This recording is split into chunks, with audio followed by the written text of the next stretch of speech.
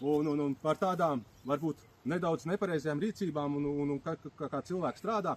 Tagad pat arī pagājušajā nedēļā bija klients, atsūta īpašumu zemes vienības, tajā gadījumā kadastra numuru, gribējuši pārdot.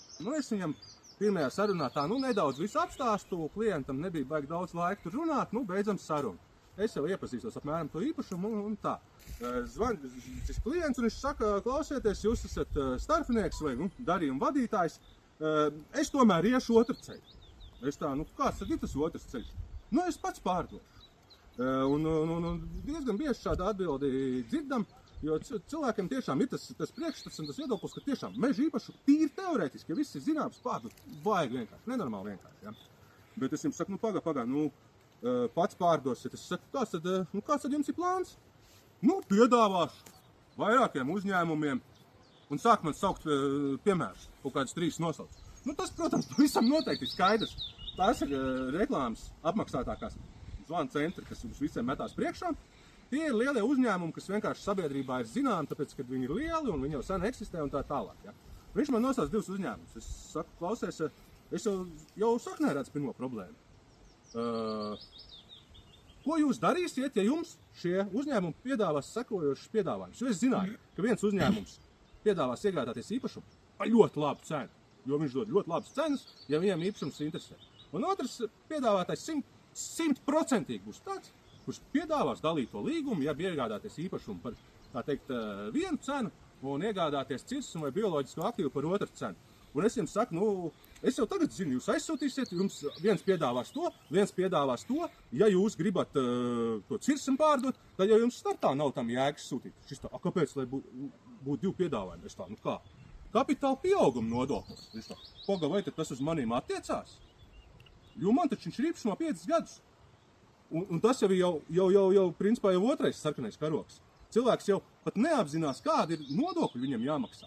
Un ļoti daudz ir tādas situācijas, kad cilvēks, nezinot, principā vispār, ko viņš pārdod un kādi ir šie tiesiskie aspekti, viņš domā, ka viņš tagad aizies un visi nāks pie viņa, sūtīs piedāvājumus un godprātīgus līgumus, kuru noslēgšanas rezultātā viņam nav nekādi draudi, piemēram.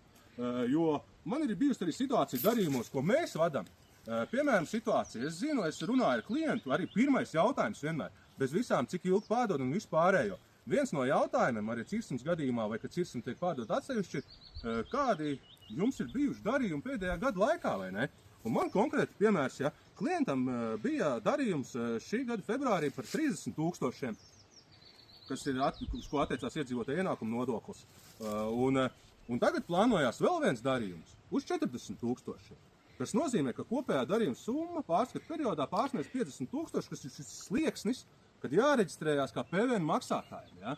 Un es tā firmai, piemēram, saku, klausieties, bišķi pātri steidzamies, es saku tādu situāciju šeit klientam, viss jau ir kārtībā, noslēgšanas brīdī, visu var noslēgt, to naudu ieskaitīs kontā un šķietami darbs būs izdarīts un viss būs veiksmīgi beidzies. Bet realitāte ir tāda, ka tajā brīdī, kad Vits taisīs to pārbaudi vai viņam sistēmā pārbaudīs iesniegtos datus, viņi konstatēs, ka jūs atbilstat situācijai, ka jāreģistrējās kā PVN maksātājiem, un tajā brīdī no tās saņemtās summas, kuri jau jūs domās jau bijat iztērējuši, vai iespējams, ka jau reāli iztērējuši, jums aprēķinās, ka tajā summā ir bijis iekļauts PVN un nāksies atgriezt 21% valstī. Ja?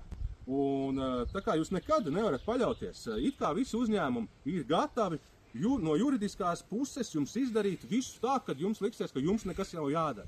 Bet jebkurā gadījumā vienmēr ir jāatcerās, ka vienīgais, kurš pēc tam atbild valsts ieņēmumu dienestu priekšā un visu citu iesaistīto pušu priekšā, ir tieši šis te naudas saņēmējs, tāpēc uz to visu jāstāsta ļoti kritiski, un mēs to saskaramies ikdienā, un tā ir tā pievienotā vērtība, ko mēs sniedzam. Šī darījuma vadība, šī dokumentu situācija, problēma caurskatīšana, risināšana un pats galvenais drošs darījums.